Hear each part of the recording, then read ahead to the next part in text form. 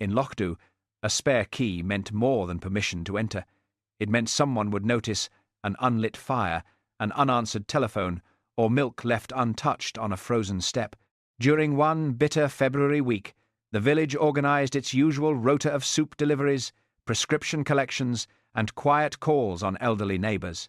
The lists looked orderly. Every visit appeared to have been completed. Ruth Calder had come from Inverness to decide whether that comforting appearance could be trusted. Hamish Macbeth soon discovered that some doors had been opened more often on paper than in life. And in Lochs, a spare key is an act of trust until someone begins deciding which doors the truth may enter. Chapter 1. The Keys Behind the Clinic. By 9:30, 3 people in the district nurse clinic had insisted they were not patients. Mrs. McLean claimed she was collecting tablets for a sister who had lived in Aberdeen for 11 years. Archie Kennedy said he had come to deliver a message, though he had forgotten it and removed both boots while trying to remember. Nessie Curry announced that Jessie had a cough. "I have not," said Jessie. "You coughed at breakfast." That was the toast. Freezing rain rattled against the windows. Wet coats filled the hooks, and the room smelled of damp wool, disinfectant, and strong tea. Hamish Macbeth stood by the door. Wishing Detective Chief Inspector Blair had found someone else to represent the police at what Blair had called a rural safeguarding review. Lochs sat beside a basket of prescription bags, disappointed that public health contained nothing edible. At a folding table, Myrie Kincaid organised the village welfare rota with calm efficiency. Thermos flasks stood in one row, medicine parcels in another. Beside them lay a ruled sheet listing residents, volunteers, and completed visits. Myrie was admired throughout Lochs because she never appeared tired of being useful. "Mrs. Fraser needs her medicine and someone to check the fire," she told Isabel Sutherland. "You can call after Mrs. Gillies." "Mrs. Gillies keeps you 40 minutes. Only if you sit down. She'll be offended if I don't. She'll be offended if you do. She'll say you've nothing better to occupy you." Isabel accepted 2 parcels and signed the rota. A woman standing nearby watched her. Ruth Calder wore a dark coat and practical shoes, too clean for the weather. She had arrived from the regional care office 20 minutes earlier and had already declined tea, inspected the filing cabinet, and asked who possessed confidential keys. "Mrs. Sutherland hasn't made those visits yet," she said. Isabel looked at the signature. "No. But I'm going to. The column says completed." "It saves her coming back," Myrie explained. "How do you know both visits will happen?" "Because Isabel said they would." "The road may close. It generally opens again," said Isabel. Ruth wrote in her notebook. The room became quieter. "We work on trust here," Myrie said. "Trust is not a substitute for accurate records." Before the disagreement could become entertainment, Hamish stepped closer. "Miss Calder has only just arrived. She doesna yet know that asking someone to return to this clinic can take longer than rebuilding it." Ruth turned to him. "Constable Macbeth, I understand you are supporting the review." "Aye. Though nobody has said whether I'm safeguarding the residents, the volunteers, or the paperwork." "The residents." "Then we're agreed on something." Myrie opened a locked cabinet on the wall. 14 labelled keys hung inside. Each had a large red wool loop tied through it so volunteers could pull it free while wearing gloves. Myrie selected one. Mrs. Fraser's back door. Ruth examined the loop. "Who made these?" "I did. 3 tight wraps and a flat knot. Otherwise they catch on the hooks." Isabel took the key. "A loose red fibre, lifted near the knot. This one's fraying." "I'll replace it when you return," said Myrie. "It'll hold." Myrie watched until Isabel put the key safely in her bag. Mrs. Patel entered carrying paper cups. "The shop has sold out of de-icer," she announced. Everyone waited until the road froze before deciding ice might occur. She handed Hamish tea and offered Ruth coffee. "I didn't order this," said Ruth. "That is why it is still hot." Even Ruth almost smiled. Then she looked again at the rota. "I need records for the previous 6 weeks. Completed calls, missed calls, volunteer changes, and key access.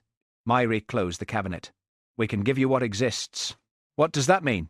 It means the rota was created to stop people freezing in their homes.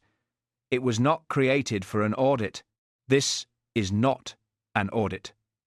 I am determining whether informal support is hiding unmet care needs. The phrase travelled around the room. Archie Kennedy called from behind a curtain. I am not vulnerable. No one said you were. Nurse Isla Grant replied. I heard the word. You also heard the kettle and answered it like a telephone. It has a modern ring. Ruth opened another page of her notebook. I'll begin with Rowan Cottage. For the briefest moment, Myri stopped moving. My father lives there, she said. Donald Kerr? Yes. His card shows daily visits. Most days. Daily means every day. In official language, perhaps. Ruth studied her. Your father lives alone? He is independent. Then the visit should reassure me. Myri picked up her tea. You'll find Donald has strong opinions about anyone who calls him vulnerable. That does not make him safe. The room seemed suddenly warmer. Hamish watched Myri take a careful sip. She was still composed, but her fingers had tightened around the cup. Isabel gathered her parcels and prepared to leave. The frayed red loop had slipped partly from her bag. Hamish tucked it inside. Mind, you don't lose that. I've never lost a key. Bring it straight back, Myri said. Isabel glanced at her. You said I needn't return. The paperwork needn't return. The key does. For the first time that morning, Myri sounded tired. Outside, rain hardened against the windows. Volunteers wrapped scarves around their faces and carried soup and medicine into the cold. One by one, keys disappeared from the cabinet. The key labelled Rowan Cottage remained on its hook. Myri rested her hand over its red wool loop. Chapter 2. Tea at Rowan Cottage. Rowan Cottage stood above the loch road, where the wind found it easily. Its white walls had gone grey with winter, and the rowan tree beside the gate shook drops from its bare branches. Ruth Calder climbed the path carefully, while Hamish followed at a pace that suggested he had nowhere more urgent to be. Myri had driven ahead. She didn't need to come, Hamish said. She said her father might refuse to let me in. He might refuse because she came. Ruth glanced at him. Does he dislike her? No. That can make matters more complicated. Myri opened the door before they knocked. Donald Kerr stood behind her, wearing a thick brown cardigan and one slipper. He was a broad, stooped man with white hair that rose untidily above his forehead. His remaining slipper lay beneath a chair. I was told there would be tea, he said. No one told you that, said Myri. Then why have I boiled the kettle? You haven't. Donald looked towards the kitchen. Somebody has. The electric kettle was silent. Ruth introduced herself and explained that she was reviewing the village support arrangements. Donald listened with suspicion. I've had arrangements for 82 years. Most of them worked badly. We only need to ask a few questions, Ruth said. That is how arrangements begin. Hamish sat near the stove, where a small coal fire gave off more smoke than heat. On the table stood 2 soup containers. One belonged to Mrs. Patel's shop. The other bore Nurse Isla's name in black marker. You've been well fed, Hamish observed. I made that soup. Both kinds? Donald studied the containers. I have a wide range. Myri opened a cupboard and began taking down cups. He cooks for himself most days. I do, said Donald. What did you cook yesterday? Ruth asked. Donald looked at the ceiling. Fish. There was no fish, said Myri. Then it was economical fish. Hamish hid a smile. Ruth took out the visit card kept beside the telephone. 3 calls had been recorded that week. Monday morning, Monday evening, and Tuesday morning. Who came yesterday morning? She asked. Isla. The card named Isabel Sutherland. And in the evening? No one. Myri came, Myri said. Donald frowned. You came when the light went. That was last week. No. The kettle boiled twice in the dark. Myrie placed the cups down with slightly more force than necessary. The electricity had returned by then. Donald looked at her. If it had returned, it would not have been dark. The kitchen bulb has gone. Then why did you say the electricity returned? Ruth watched them both. Myrie busied herself with the tea tin. My father mixes up times. I do not mix them. Other people put them in the wrong order. Hamish looked at Donald more closely. His memory was uneven, but his annoyance was precise. Ruth touched the visit card. Do you remember 3 people coming this week? 1. Who? The woman with the soup. Isla? The other woman. With the soup. That did not narrow matters. A van stopped outside. Moments later, Jamie Nairn entered through the back door carrying a small toolbox. He was in his early 30s, thin and weathered, with damp hair and a jacket marked by oil and plaster dust. You could knock, Myrie said. You gave me the code. That does not make the door yours. Jamie looked at Ruth. Who's this? Ruth Calder, Myrie said. Regional Care Assessor. Jamie's expression closed. I'm changing the key-safe battery. Ruth followed him towards the back porch. Are you registered to access vulnerable residents' homes? Donald raised his voice from the sitting room. I heard that word again. Jamie knelt beside the small metal key safe fixed to the wall. I fix things. Pipes, locks, batteries. Usually when registered people are tucked up somewhere warm. How many access codes do you know? Enough. Do you keep a written list? No. Then how do you remember them? I have a memory. From the sitting room, Donald said, Show off. Jamie removed the old battery and connected a testing device to the replacement. Ruth wrote something down. Several residents have complained about missing cash. Jamie stopped working. One resident. That is still a complaint. Mrs. Munro misplaced £20.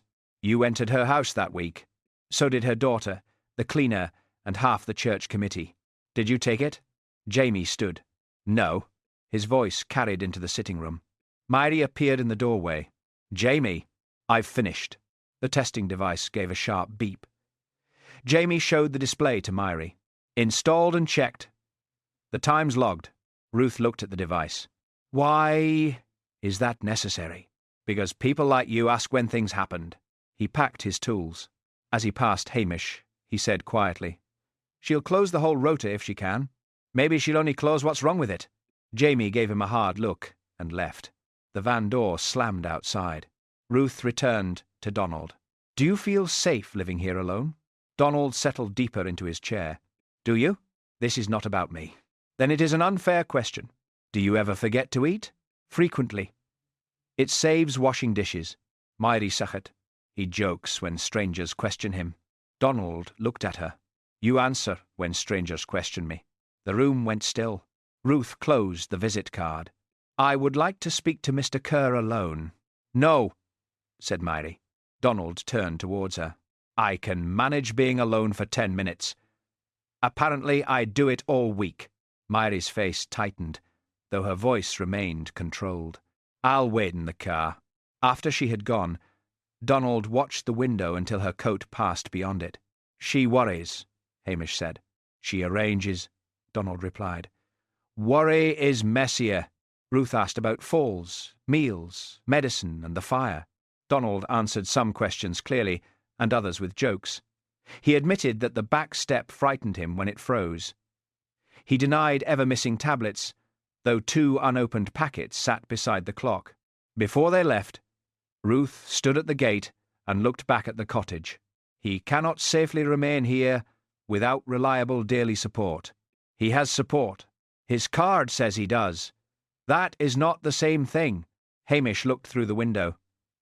Donald was carrying the cups towards the kitchen, one in each hand, moving slowly but refusing to spill either.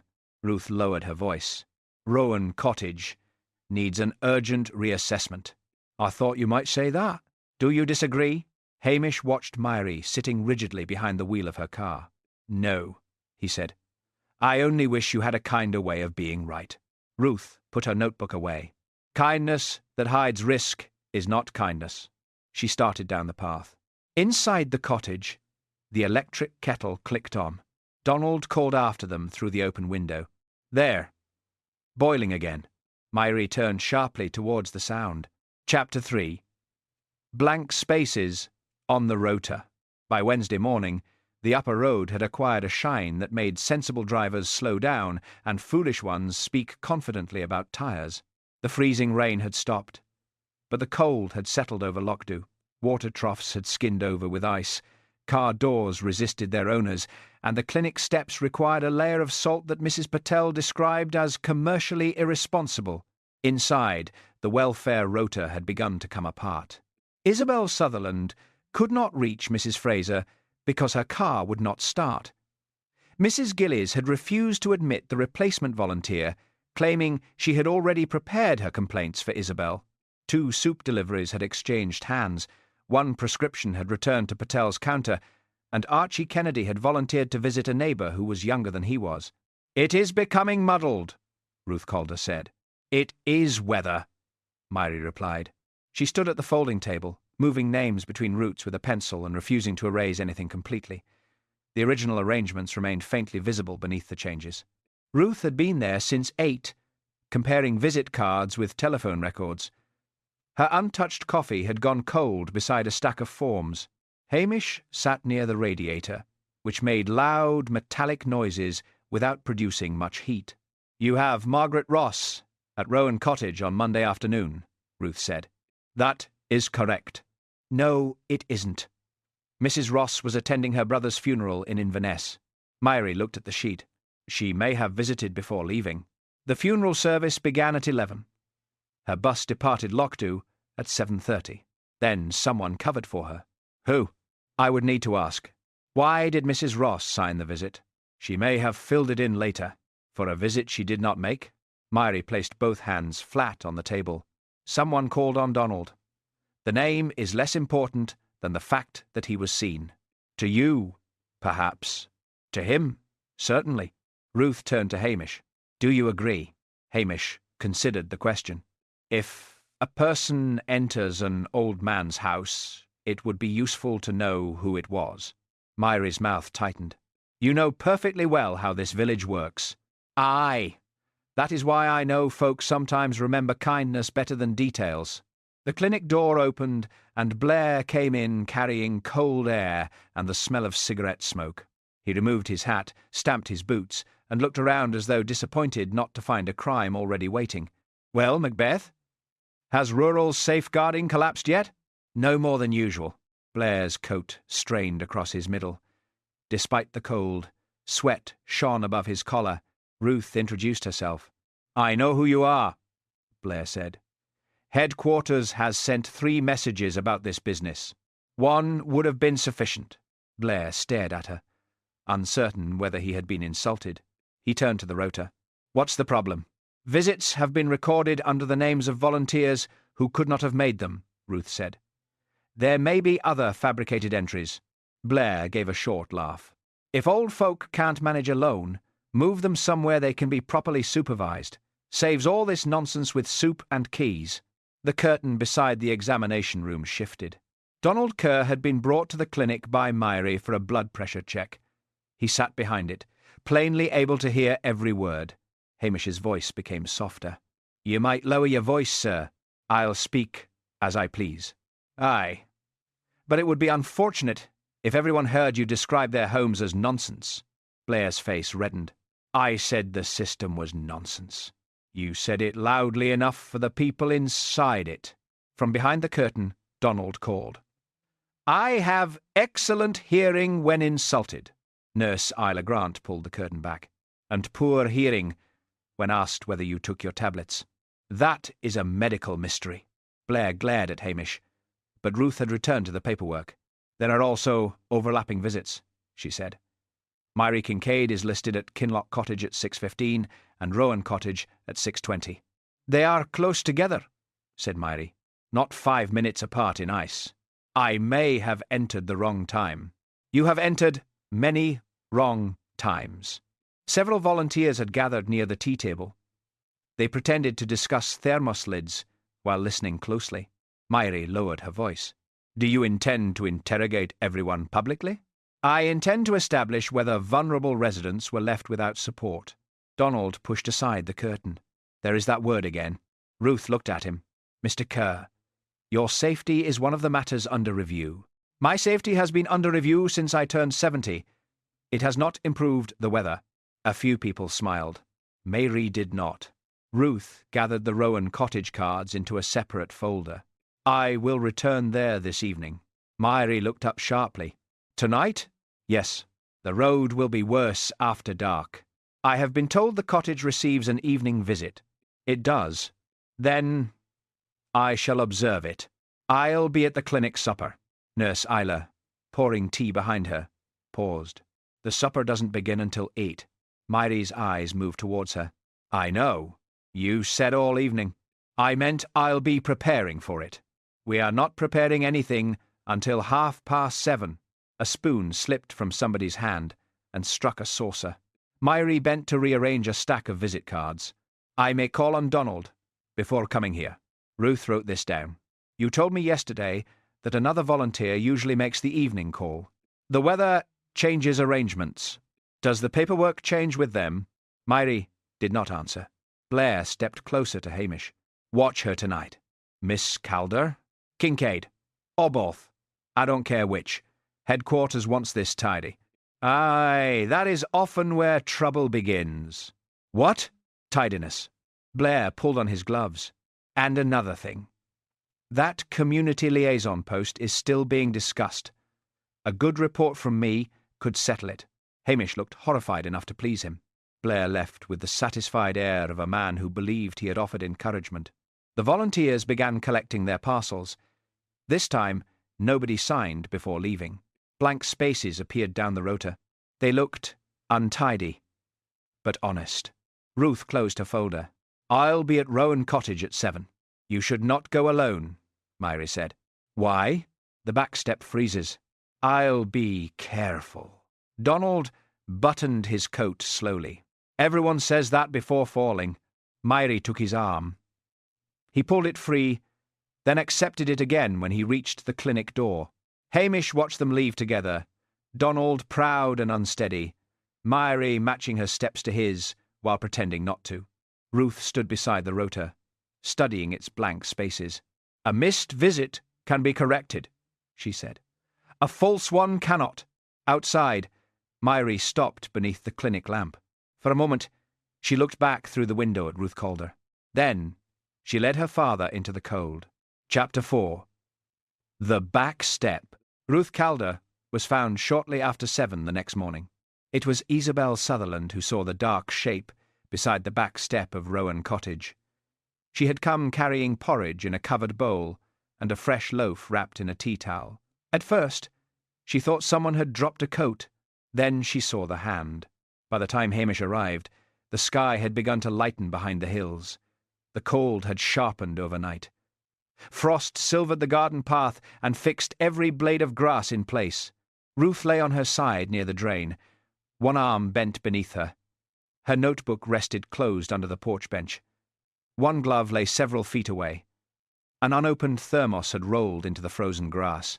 Donald stood inside the kitchen doorway in his dressing gown. They won't let me out, he complained. That is because there is ice, said Mary. There is always ice. Not always beside a dead woman. Mary's face was pale. She kept one hand on the doorframe, as though the cottage required holding upright. Blair arrived in an unmarked car that skidded sideways near the gate. He climbed out swearing, followed by MacNab and a scene examiner from Strathbane. What have we got? Blair demanded. A dead woman, said Hamish. I can see that. It saves time when we begin with what's certain. Blair ignored him and looked towards the metal key safe beside the back door. Jamie Narn was here yesterday. Aye, argued with her. Aye, and he knows the access code. Aye. Blair smiled without pleasure. There you are. Hamish crouched near Ruth without touching her. A thin crust of frost covered her coat, but beneath it the shoulders were dry. Freezing rain had continued until nearly 9 the previous evening. If Ruth had fallen around 7 and remained there all night, the upper cloth should have been soaked before it froze. She was not lying here through all the rain, Hamish said. Blair looked down. She had a coat. Coats get wet. Perhaps she fell later. Perhaps. The back door latch carried fresh scratches. One mark ran sideways across the painted wood, as though something metal had been dragged against it. Hamish leaned closer. A short red fibre was trapped beneath the latch plate. "Macnab."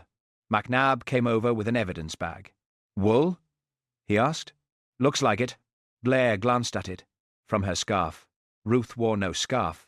Blair turned towards Myrie. "When did you last see her?" "At the clinic, yesterday afternoon." "You didn't come here last night?" "No." Donald spoke from inside. "She came." Myrie turned sharply. "Ruth came, Dad." "I know Ruth came." "You never met her before yesterday." "I did yesterday." Blair pushed past Hamish towards the kitchen. "Who else came?" Donald frowned. "People." "Which people?" "All sorts." Myrie stepped between them.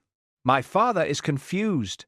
"I am not confused," Donald said. "I simply dislike him." Hamish moved inside before Blair could worsen matters. The kitchen smelled faintly of cold ashes and boiled water. A saucepan sat on the draining board. Beside it stood 2 cups, one rinsed and one still marked with tea. "Did Ruth come inside?" Hamish asked. Donald looked at the cups. "She would not drink." "When was that?" "When the lights were out." Myrie folded her arms. "The power cut was earlier." Donald looked at her with irritation. "You keep moving the evening."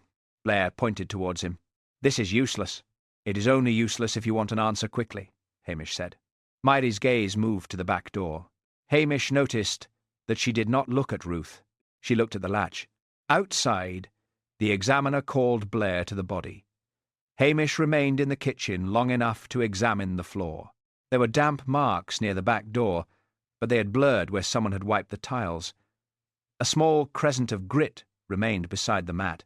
"Who cleaned here?" he asked. Myrie looked down. "I did, yesterday morning." "After Jamie came?" "Before." Donald shook his head. She wiped it in the dark.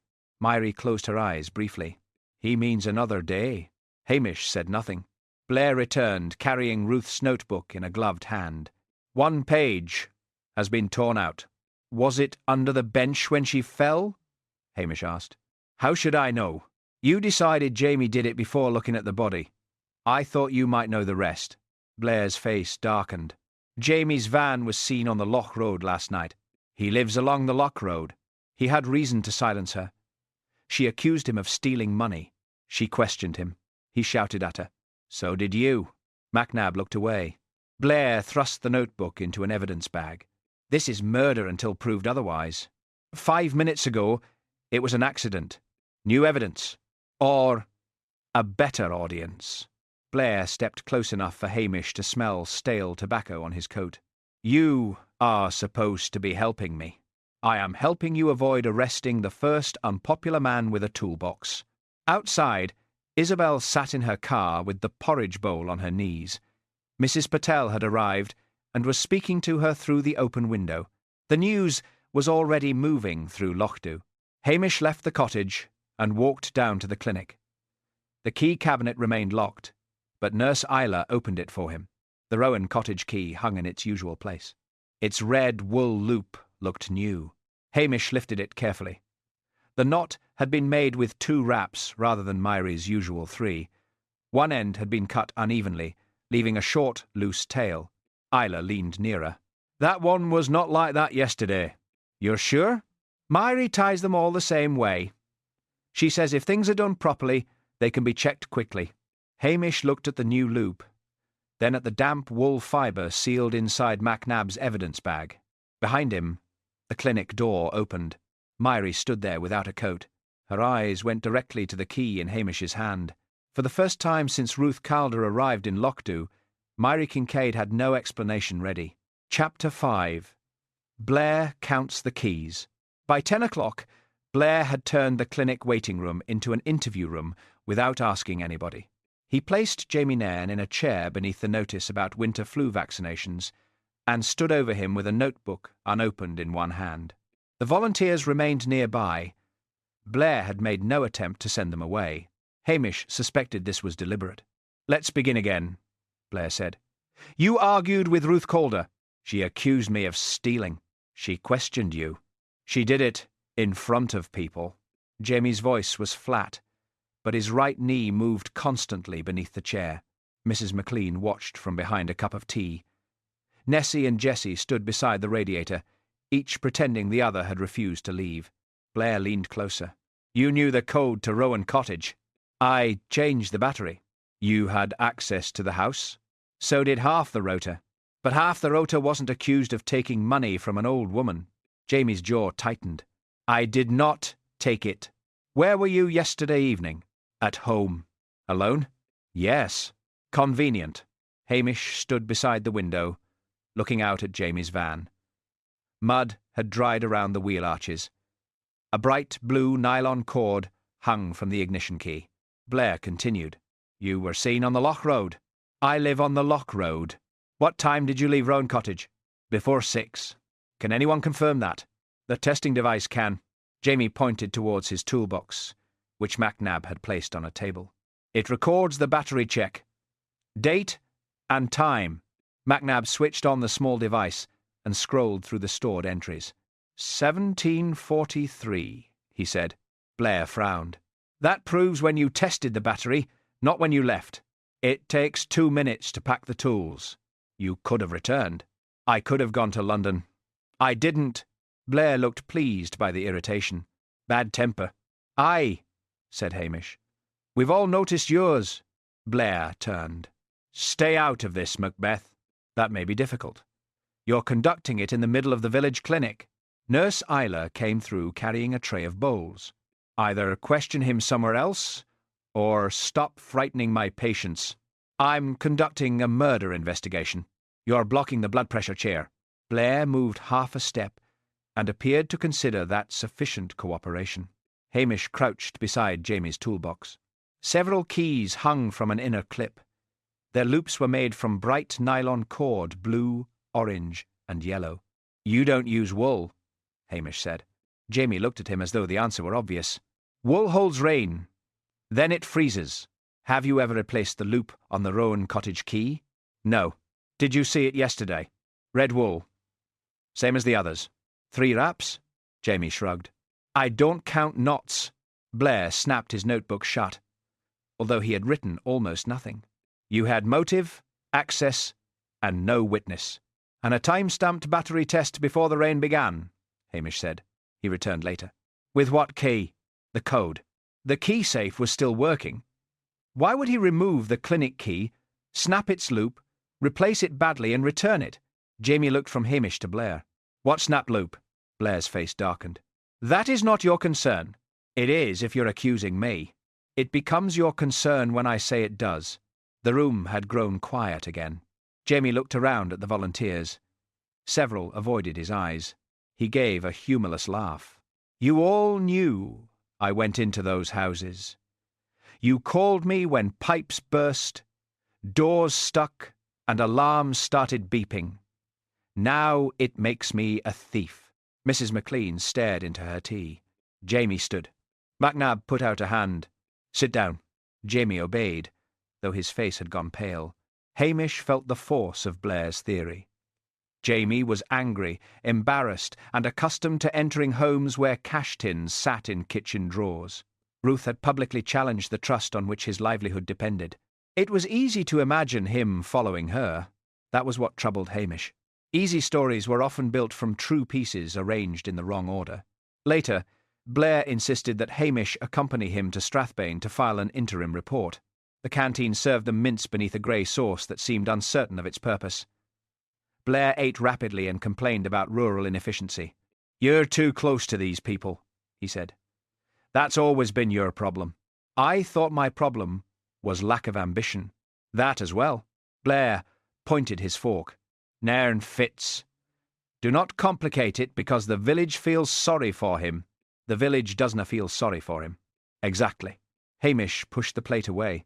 By the time he returned to Lochdew, darkness had fallen. Light showed through the clinic windows, where Isla was filling thermos flasks for the evening visits. She handed Hamish a bowl of vegetable broth. This was meant for Mrs. Fraser, but she says carrots disturb her sleep. Hamish tasted it. The warmth spread through him slowly. Any word from the examiner? Ruth had a blow to the side of the head. probably from the edge of the step. They cannot yet say whether she was pushed. And the time of death? Later than Blair first thought. Perhaps after 9. Hamish looked up. The freezing rain had stopped near 9. That explained Ruth's dry coat, but not the replaced key loop or the notebook moved beneath the bench. Isla sat opposite him. Do you think Jamie did it? He could have. That is not what I asked. No. Why? Hamish considered the broth. Because Jamie fixes things badly enough to be noticed and well enough to keep working. He uses nylon because wool freezes. If he had replaced the loop, he would have used what was already on his own keys. Isla glanced towards the locked cabinet. Mairie made all the red loops. Ah, yeah. That does not mean she killed Ruth. No. He finished the broth and returned the bowl. Outside, Jamie's van remained parked near the shop. One front tire was nearly smooth. Across the road, 2 elderly residents turned away when Jamie approached them. He saw the movement and pretended not to. Hamish watched him climb into the van, alone. Blair's answer fitted the anger everyone had seen. But the small, practical things, the nylon loops, the logged battery time, the hurried red knot belonged to someone else's story. Chapter 6. Hamish makes help more difficult. By Friday morning, Lochdew had stopped discussing Ruth Calder's death as a tragedy and begun discussing it as information. Mrs. Patel heard the first version before opening the shop. By 9, the number of falsified visits had risen from several to 23. By 10, half the village believed old people had been abandoned in their beds. The other half believed the elderly had invented their difficulties to obtain free soup. Hamish arrived while Mrs. Patel was arranging prescription bags behind the counter. I need a favour, he said. That sentence has never improved my morning. Do not repeat what I'm about to tell you. Mrs. Patel stopped arranging the bags. You have already made it interesting. Some visits on the rota may have existed only on paper. I do not yet know how many. I want to keep it quiet until I understand what happened. Mrs. Patel considered him. You are asking me not to spread gossip. I am asking you to prevent panic. They are often the same thing, viewed from different shops. Especially Donald Kerr. Folk are already calling him incapable. I have not called him incapable. No. But somebody will ask whether you have. Mrs. Patel said, I shall say nothing. Hamish left feeling that he had acted wisely. Within an hour, Nessie Curry entered the shop to ask why nobody was allowed to mention Donald Kerr. Jessie came behind her to explain that they had not mentioned him until Nessie raised the subject. By lunchtime, 3 volunteers had arrived at the clinic, demanding to see their own entries on the rota. I completed every visit assigned to me, Isabel Sutherland said. No one said you didn't, Nurse Isla replied. Then why are people counting my thermos flasks? Who is counting them? Mrs. McLean. I was only observing, Mrs. McLean said from the waiting room. You counted aloud. That was for accuracy. At the folding table, Mairie worked through the records with a strained calm that no longer reassured anyone. A volunteer named Jean Munro pointed at one entry. That is not my signature. Mairie leaned over it. You must have signed in a hurry. I always write the J with a loop.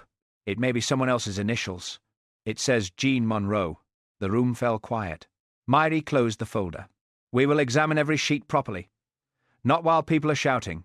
No one is shouting, Jean said loudly. The damage spread beyond the clinic. Mrs. Fraser refused her afternoon visit because she did not want volunteers discussing whether she could manage her own fire. Archie Kennedy locked his medicine in a cupboard and denied owning the key. Mrs. Gillies sent her soup back with a note stating that hunger was preferable to public pity. Hamish found Isla standing among returned thermos flasks. What happened? He asked. You happened. I asked, Mrs. Patel, to keep the matter quiet. Isla stared at him. You told the village shopkeeper there was something important she could not discuss. I thought she understood. She understood perfectly. Everyone else noticed her understanding. Hamish looked at the rejected soup containers. How many visits have been refused? 7. 7? People would rather freeze than become a subject at the tea counter. Hamish rubbed the back of his neck. His attempt to protect the residents had made accepting help feel like an admission of guilt. Blair arrived before he could repair matters. "You've caused a safeguarding crisis," he announced from the doorway. "I was wondering when it would acquire a title. Residents are refusing access. Volunteers are withdrawing. Headquarters has been informed. By you. Someone has to maintain standards."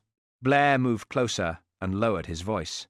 "That liaison post is now practically guaranteed. This proves Lochdu needs stronger supervision." Hamish felt a genuine stab of alarm. "I may have mishandled one conversation. You've mishandled your entire village." "Our village," Hamish corrected softly. Blair gave him a hard look. "You think belonging here excuses incompetence? No. It makes incompetence more embarrassing." Blair ordered Macnab to collect statements from every keyholder. That worsened matters further. Several volunteers began remembering urgent appointments. One elderly resident hid his spare key inside a flour tin and then forgot where he had put it. At Rowan Cottage, Donald refused to open the door. Hamish knocked twice. "I know it is you," Donald called. "Then you know there is no point pretending you're out." "I am not pretending. I am refusing. Mary says you need your tablets." "Mary says many things." Hamish stood on the icy step while wind moved through the bare rowan branches. "I have no forms." "That is what people with forms say before showing them. I only came to see whether your fire is lit." "It is my fire." "Ah, yea. And my door." "Ah, yea. Then go away." Hamish looked through the side window. The room beyond was dim, and the fire had burned low. He left without forcing the matter.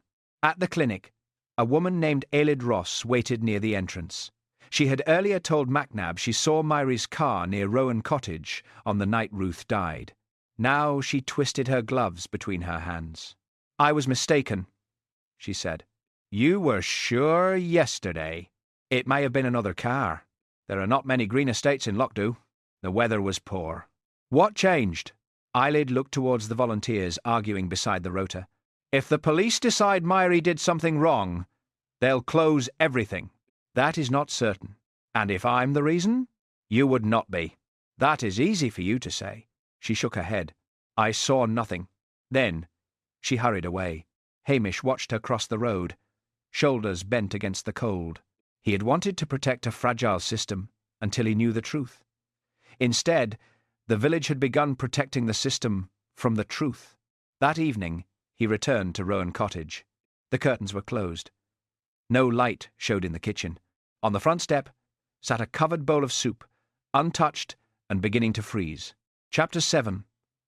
The Kettle in the Dark. Hamish returned to Rowan Cottage the next morning by way of the garden. The front path remained slick, and Donald had already proved that knocking at the door produced only arguments. Hamish followed the low stone wall, stepped over a frozen vegetable bed, and reached the kitchen window. Donald was sitting at the table in his dressing gown, eating toast over the newspaper. Hamish tapped the glass.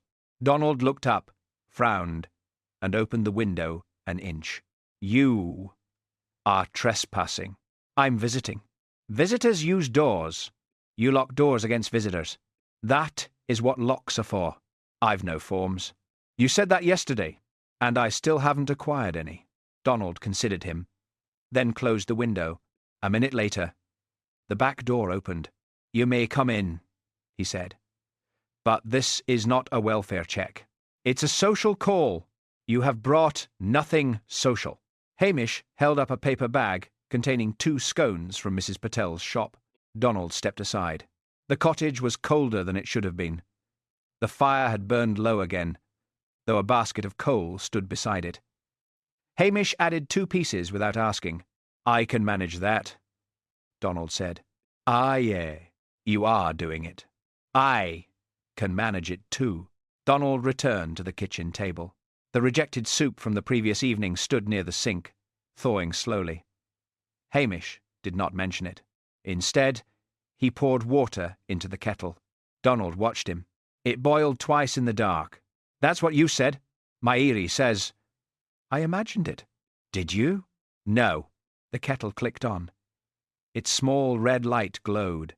Hamish sat opposite Donald. "Tell me about the first time." Donald tore 1 scone in half. The young fellow came. Jamie, the one who thinks screwdrivers are a personality. That'll be Jamie. He changed the box outside. Then he came in and tested the kettle. With the electricity on? Of course. He cannot test electricity when there is none. What happened afterward? He left. Then the light went. The power cut. Donald nodded. Mairi came later. Hamish kept his voice casual. You're sure it was Mairi? I know my own daughter. She said she wasn't here that evening. Donald looked offended on her behalf, then troubled. She was here. What did she do? She lit the gas. For heat? For water? She said I needed tea. The saucepan on the draining board was still where Hamish had seen it after Ruth's death. The kettle did not work, Donald continued. So she boiled water in that. That was the second boiling? Aye. Water boiling in a pan still counts. And Ruth? Donald stared at the newspaper without reading it. She came after. After Mairi. She was outside first. Then they both came in. What did Ruth say? Too much. About you? About everybody. Donald pushed the scone aside. She spoke as though life was a cupboard and she meant to label every shelf. Hamish waited. She said I should not be alone, Donald went on. Mairi said I was not alone. Ruth said signatures were not people. Did they argue? They spoke politely for a while. And then they stopped pretending. Donald looked towards the back door. Ruth said the visits were false. Mairi said they had been made, only not always by the names written down. What did Ruth say? Donald closed his eyes, searching for the order. A blank is more honest than a visit that never happened. Hamish felt the words settle into place. Anything else? She said she would report it immediately. What did Mairi do? Told her to wait. Why? Donald's face hardened. Because people like waiting when the answer may be unpleasant. Did Ruth leave? She tried. Donald rubbed one hand over the other. They were near the back door. Ruth had a notebook. Mairi took hold of something. The notebook? The keys, perhaps? There was a pulling sound. Did you see what happened? No. The kitchen was dark except for the gas. Did you hear Ruth fall? Donald looked at the table. I heard the door strike. Then Mairi told me to stay inside. Hamish said nothing for several seconds. The kettle boiled and switched itself off. Donald glanced at it. There. Twice. Jamie tested it before the power cut, Hamish said. Mairi boiled water in the saucepan during the outage. You put the two events together. I did not put them together. They happened in the same evening. Aye. You remembered the practical parts. Donald looked pleased by that. Mairi always says I confuse things. She explains your memories before anyone else can hear them. She saves time. Sometimes. Donald studied him. You think she killed that woman? I think something happened at your back door. It was an accident.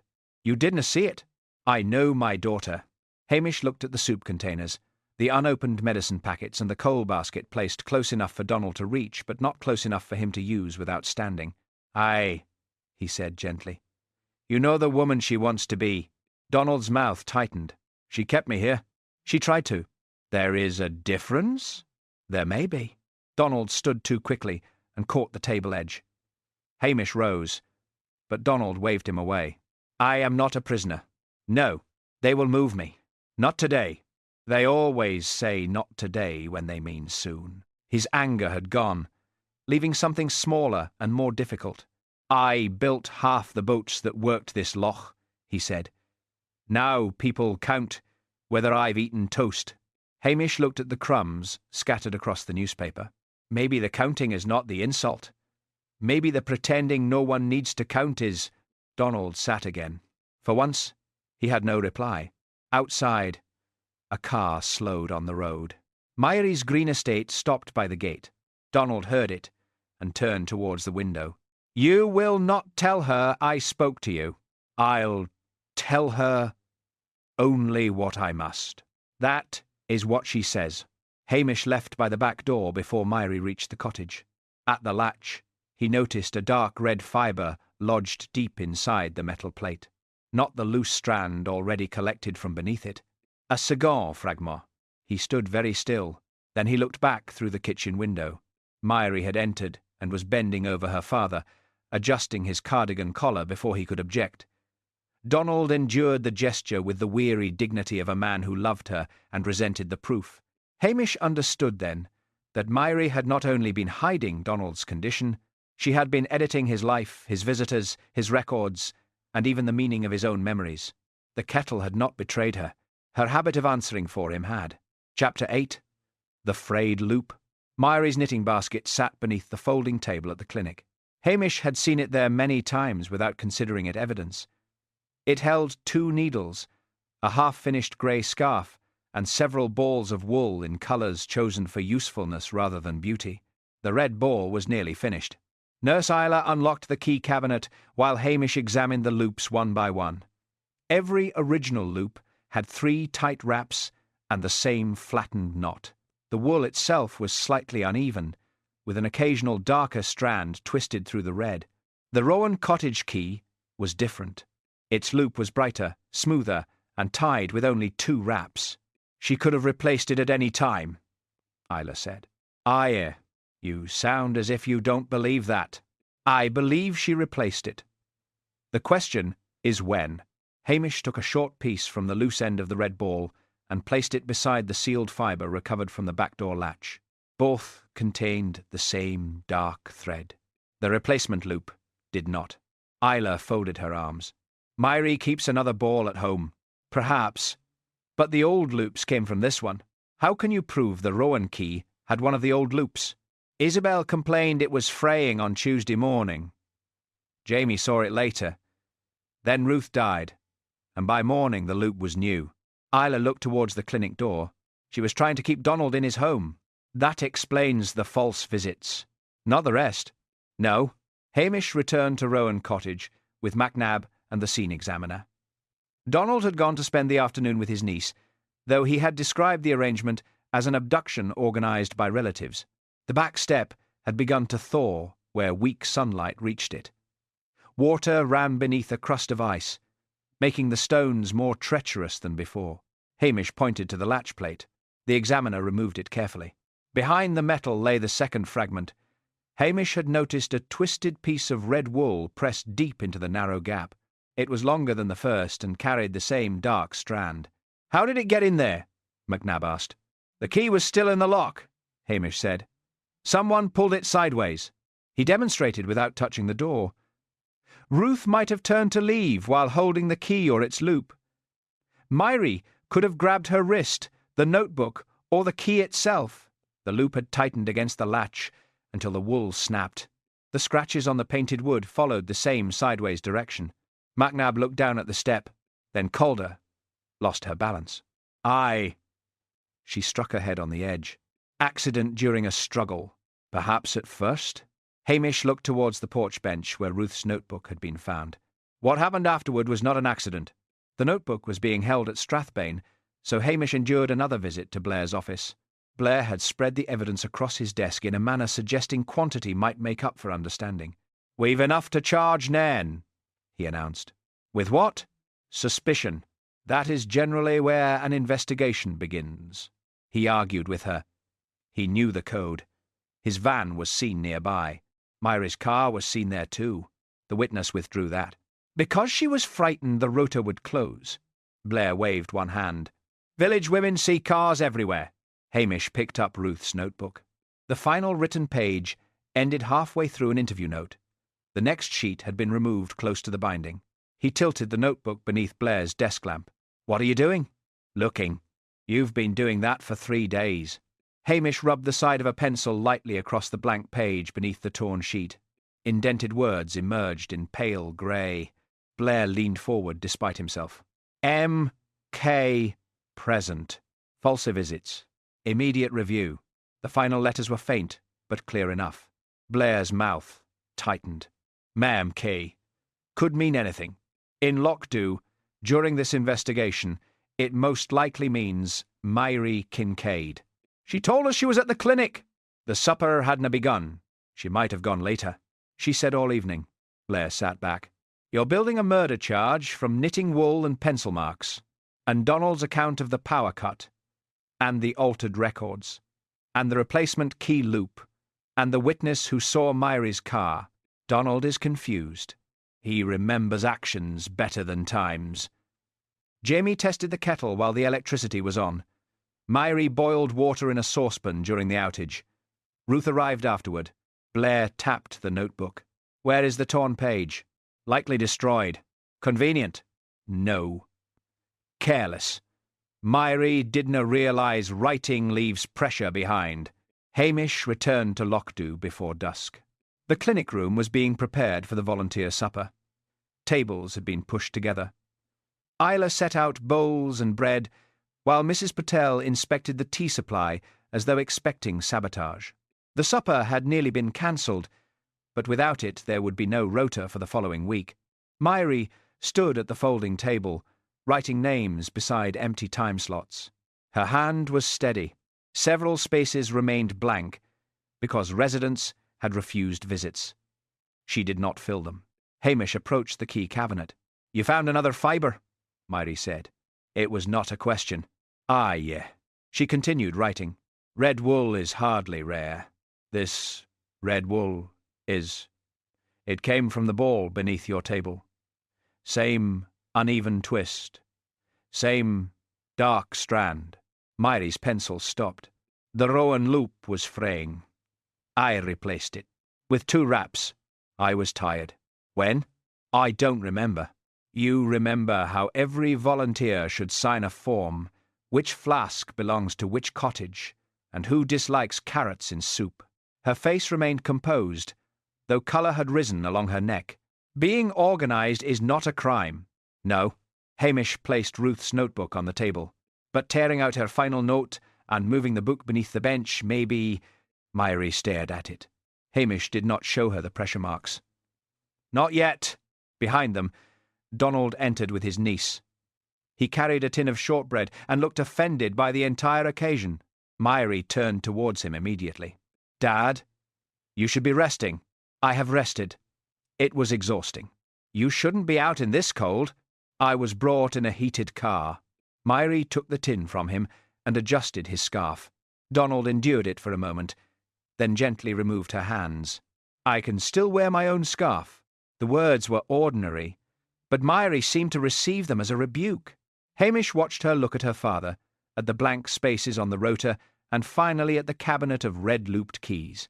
She had created a system in which every visit appeared completed, every resident appeared safe, and every failure vanished beneath another person's initials. Now one imperfect knot had survived. That evening, the volunteers would gather beneath the keys Myri had tied herself. Hamish intended to let her own careful system tell them what had happened. Chapter 9. The Winter Rota Supper. The volunteer supper began with 12 bowls, 14 chairs, and no agreement about whether the bread should be sliced before everyone arrived. Mrs. Patel sliced it. Nurse Isla moved the chairs twice. Isabel Sutherland brought butter but had forgotten the knife. Donald Kerr sat near the radiator wearing 2 cardigans and complained that the room was overheated. It is barely warm, Myri told him. That is because you are standing up. Behind Myri's chair hung the clinic key cabinet. Several hooks were empty while volunteers completed the evening visits. Others held keys by their red wool loops. The rota lay open on the folding table. This week, the blank spaces had remained blank. Nobody liked looking at them. Jamie Nairn stood near the door, uncertain whether he had been invited or merely told to attend. When he entered, 2 conversations stopped. Fiona Grant, who had once asked him to repair a leaking gutter and then complained about the bill for 6 months, moved her chair aside to make room for him. She did not speak. Jamie sat beside her. Hamish watched the room fill with people who had spent the week insisting the welfare rota belonged to everyone. Now they looked towards Myri whenever a decision was required. She had carried the system for so long that dependence upon her had begun to resemble gratitude. Blair arrived 10 minutes late with Macnab behind him. He did not remove his coat. "Narn," he said. "On your feet." Jamie's face emptied. Mrs. Patel placed the bread knife firmly on the table. "What is this? Police business. In that case, you should learn to enter a room without frightening everyone in it." Blair ignored her. "We have evidence connecting Nairn to Ruth Calder, access to Rowan Cottage, and no reliable alibi after 6. Hamish stepped between Blair and Jamie. "You'll no arrest him tonight." Blair stared at him. "Move. There's evidence you have not considered." "I've considered enough." "Aye. That is generally the difficulty." Blair's face darkened. Hamish's voice remained mild, but the soft Highland rhythm had thinned into something sharper. "If you arrest Jamie in front of the people who have already treated suspicion as proof, you'll now be maintaining order. You'll be performing their mistake for them." No one moved. Even Blair seemed aware that shouting would make him look smaller. "What evidence?" he demanded. Hamish turned towards the cabinet. "I'd like every volunteer to return the key they're carrying." Myrie's hand tightened around her pencil. "This is unnecessary. It will only take a moment." One by one, the keys were placed on the folding table. Isabel returned Mrs. Fraser's. Jean Munro produced the key to Kinloch Cottage from a coat pocket containing 3 handkerchiefs and a boiled sweet. Nurse Isla added the old manse annex key. Each red loop had 3 close wraps and a flattened knot. Hamish held up the Rowan Cottage key. "This one has 2. Blair gave an impatient breath. "We know about the knot, but not why it matters." Hamish showed the volunteers one of the original loops. "Mary made these so cold hands could pull the keys from the cabinet. She tied everyone the same way. 3 wraps. The wool came from the red ball in her knitting basket." He lifted the Rowan key. On Tuesday morning, its old loop was fraying. Isabel noticed. Jamie saw the same loop that afternoon. After Ruth died, it had been replaced with this one. Myrie said, "I replace worn loops regularly, with 3 wraps. I was tired." "Then you remember replacing it?" She hesitated. "I may have done." "When?" "I don't know." Hamish placed the key on the rotor. "Ruth went to Rowan Cottage during the power cut. You followed her." Myrie's face did not change, but Donald looked at her. "You said you were at the clinic," Blair said. "The supper hadna started," Hamish replied. "Nurse Isla told us that. Myrie said she would be here all evening because she needed us to believe she had no time to visit Rowan Cottage." Myrie looked around the room. "My father needed help." "Aye," said Hamish. "That was the beginning." He spoke without triumph. There was none to be had. "You began by covering one missed visit. Perhaps someone couldna reach Donald in bad weather. Perhaps he forgot his medicine, or left the fire too low. You signed the sheet afterward, because one blank entry might have brought questions." Donald's mouth tightened. Then one false visit became several. "You signed other volunteers' names. You moved soup containers so it looked as though someone had called. You answered Donald's telephone yourself when official staff checked on him." Myrie looked at her father. "They would have taken him away." "No one had decided that." "They would have." Ruth's notebook lay on the table. Hamish opened it to the page beneath the missing sheet. She discovered Margaret Ross was recorded at Rowan Cottage while attending a funeral in Inverness. She found overlapping times, signatures that didna belong to the names written beside them, and calls Donald couldna remember. "My father forgets visitors." Donald turned to her. "Not all of them." Myrie looked away. Hamish continued. "Ruth came to the cottage to decide whether Donald needed formal support and whether the rota should be suspended. You went there to persuade her to wait. I asked her to be reasonable. She believed a blank was more honest than a visit that never happened." Donald lowered his eyes. The words had returned to the room exactly as he remembered them. Ruth wrote a final note. Hamish said, "M. K. Present. False visits. Immediate review." He rubbed the pencil lightly across the indented page. The grey words became visible. A murmur moved around the table. Myrie looked at the notebook as though Ruth herself had entered the room. "She was going to destroy everything." "No," said Isla quietly. "She was going to record what was already broken." Myrie's composure slipped. "You all brought me the problems," she said. "Every missed visit, every volunteer who had flu, every car that would not start, every old person who refused food, and every family who promised to come next week. You brought them to me, and then you went home." Nobody answered. Isabel stared at her hands. Hamish said, "That burden explains the records. It does not explain Ruth's death." Myrie closed her eyes. She would not listen. "What happened at the back door?" "She had a notebook. I asked her to leave it until morning." "You took hold of the key?" "I tried to stop her opening the door. The old loop caught against the latch. You both pulled. It snapped." Myrie's voice became barely audible. She stepped back. Onto the ice. She fell. Donald looked at the floor. Myrie gripped the edge of the table. I thought she would rise. I knelt beside her. There was blood, but not much. She was breathing. "So you moved her notebook beneath the bench," Hamish said. "You tore out the last page, wiped the kitchen floor, and returned the Rowan key with a new loop." I panicked. "You left her outside." I went back. When the freezing rain had nearly stopped. "That is why her coat was dry beneath the frost." Myrie's face crumpled, then steadied again through force of habit. "I could not bring her inside. Dad was watching. If I called anyone, they would ask why I was there. And Jamie had already argued with her," Hamish said. "He knew the codes. His van had been seen on the road. You let the village believe the story it already found convenient." Jamie stood. "You knew they suspected me." Myrie did not look at him. Yes, the single word was worse than an excuse. Blair stepped forward. "Myrie Kincaid, I am arresting you on suspicion of—" "Gently," Hamish said. Blair glared, but Macnab approached instead. He spoke quietly and allowed Myrie time to fetch her coat. Donald rose. Myrie turned to him. "I was trying to keep you at home." He looked suddenly older than he had at Rowan Cottage. "You kept the cottage," he said. "You did not keep things as they were." She reached to straighten his scarf. This time, Donald caught her hand and held it. Hamish waited until Macnab led her towards the door. "A home stops being freedom," he said softly, "when everyone inside it must lie."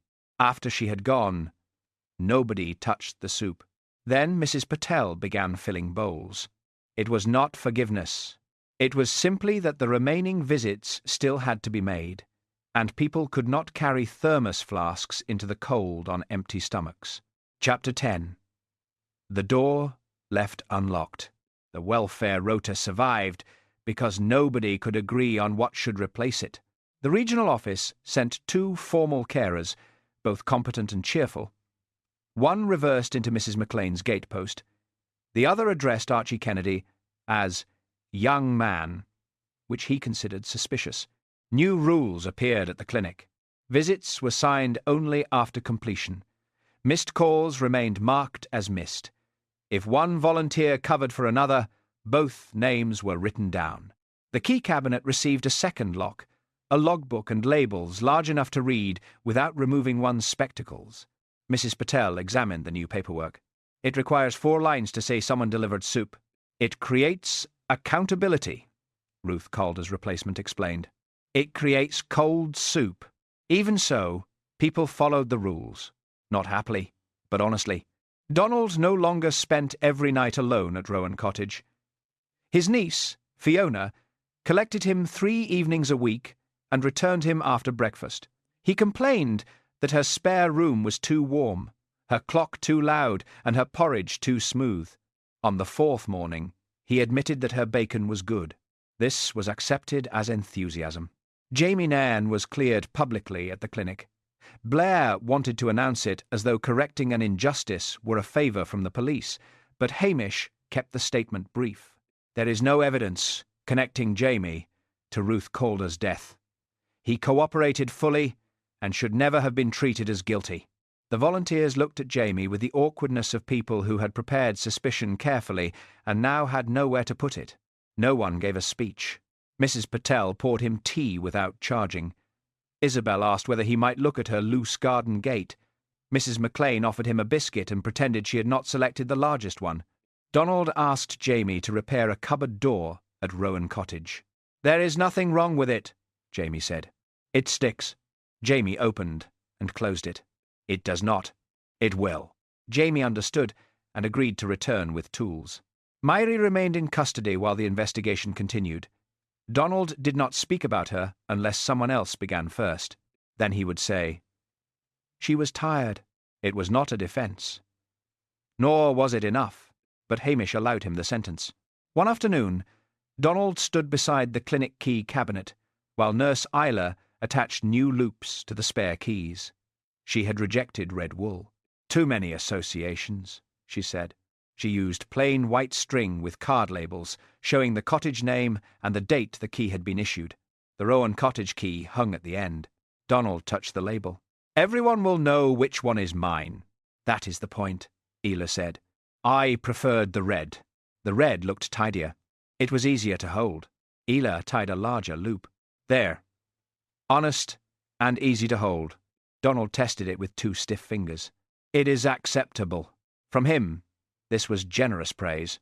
Blair arrived that evening to tell Hamish that the regional community liaison appointment remained under consideration.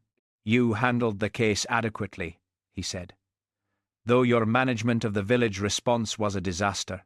"Aye," Hamish agreed. Blair looked disappointed. "You admit it?" "I'm beginning to see I'm unsuited to wider responsibility." "That is not what I said. Poor judgment under pressure. Informal methods. Difficulty controlling gossip. You solved the murder." "Aye." "With a piece of knitting wool. Hardly modern policing." Blair frowned. Hamish lowered his eyes modestly. "If senior officers want a liaison man, they'll surely prefer someone organised, someone comfortable with reports, supervision, and regular travel to Inverness." Blair's expression altered as he imagined the post more clearly. "It might require rank." "It might. And authority." "Almost certainly." Blair left, muttering that he would review the matter personally. Hamish watched him go with renewed hope. Later, he walked up to Rowan Cottage. The cold snap had begun to break. Water dripped from the eaves, and the loch road shone darkly beneath a pale evening sky. Donald had left the front door unlocked. Hamish found him in the kitchen heating soup. "You could knock," Donald said. "The door was open." "That is not an invitation." "It used to be." Donald stirred the saucepan. "Fiona says I must leave it unlocked when I'm expecting someone." "Were you expecting me?" "No, Jamie." "Then I'll no stay." Donald took down a second bowl. "You may as well. There is too much soup." They ate at the small kitchen table. The new rota card hung beside the telephone. Thursday morning carried Isla's signature. Thursday evening remained blank. Donald noticed Hamish looking at it. "No one came. Did you need anyone?" "No." "Then the blank is accurate." Donald considered this. "It looks untidy." "Aye." After a moment, Donald nodded. The cottage was quiet except for the ticking clock and the faint sound of water running along the road outside. Nothing had returned to how it had been. Ruth Calder was dead. Myrie's care had become control, then panic, then betrayal. Donald had lost both the independence he claimed and the daughter who had tried too fiercely to preserve it. Yet the fire was lit, the soup was warm, and the blank remained where everyone could see it. When Hamish returned home, Luggs occupied the patch nearest the stove and opened one eye to confirm that no food had arrived with him. Sunsey appeared briefly on the outside sill, inspected the room and disappeared before domestic life could make any demands. Hamish hung his damp coat by the door. Lochdu still looked after its own. It had simply stopped pretending that looking after people was the same as never failing them. After Ruth Calder's death, Lochdu kept its home visit rota, but it became less proud of claiming that every door had always been reached. The blank spaces were allowed to remain. They showed where help had failed, but they also showed where help was still needed. The red wool loops had been created so cold hands could hold a key more easily. Yet one frayed loop revealed how trust can wear thin when a single person is expected to carry too many homes, too many promises, and too many secrets. Independence is precious, but pretending that someone needs no help is not the same as respecting them. Care becomes control when it no longer permits anyone, including the person being cared for, to speak honestly. The clinic kettle still boiled. Soup still travelled along the loch road, and after dusk, a light continue to shine from Rowan Cottage. How can a family protect someone's independence without turning their life into a secret? Thank you for visiting Lochdo tonight. And when Blair chooses the man with too many keys, Hamish notices the one red loop tied in a hurry.